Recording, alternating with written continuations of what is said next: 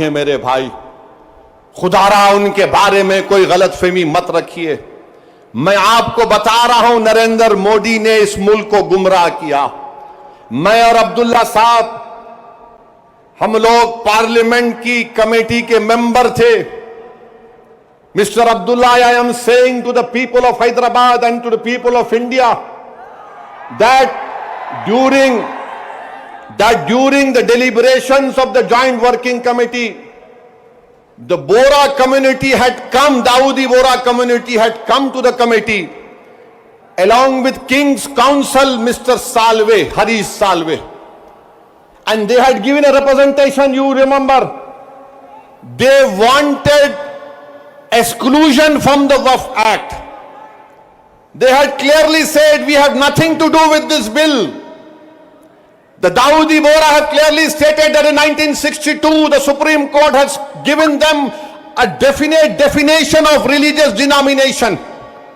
The Dawoodi Bora have said, if you remember, that they believe in the concept of Dail Mutlaq. And this Waqf bill goes contrary to that. It is part of their faith. मैंने ये कहा कि अपने दाऊदी बोरा भाइयों की ईमानदारी पर हरगिज शक मत करो। नरेंद्र मोदी हमारे इत्तेहाद को कमजोर करना चाहते हैं। दाऊदी बोरा के लोग पार्लियामेंट की कमेटी के पास आए थे, लंदन से मायानाज वकील, किंग काउंसिल जनाब हरीश साल्वे साहब को लाकर पार्लियामेंट की कमेटी के सामने कहा कि हम 2024 का कानून नहीं चाहिए, हमको वक्फ से अलहदा करो। क्योंकि दाऊदी बोरा जो एक शियाओं की ब्रांच है, उन्होंने कहा कि हमारे पास दाइल और मुतलक है। उनके जो रूहानी पेशा है मुफद्दल साहब, अल्लाह उनको सलामत रखे, वो उनकी मौजूदगी में कोई मुतवल्ली नहीं हो सकता। लिख कर दिया उन्होंने कि हमको इस वक्फ एक्ट से लेना देना नियम को निकाल दो। तो ये इनको बुलाया गया, मोदी ने बुलाया इनको, और नरेंद्र मोदी ने कितना गुमराहकुन बात की।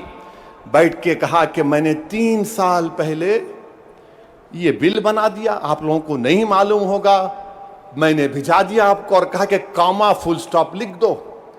मोदी ये पैगाम दे रहे हैं भारत के सेकुलर हिंदू भाई बहनों को, सिखों को और मुसलमानों को, मैं तो नहीं लाया है बिल, ये तो ये लोग बोल के लाया मैं। आप समझ रहे हमारी बात को? और हम जब कमेटी में थे, हम मिनिस्ट्री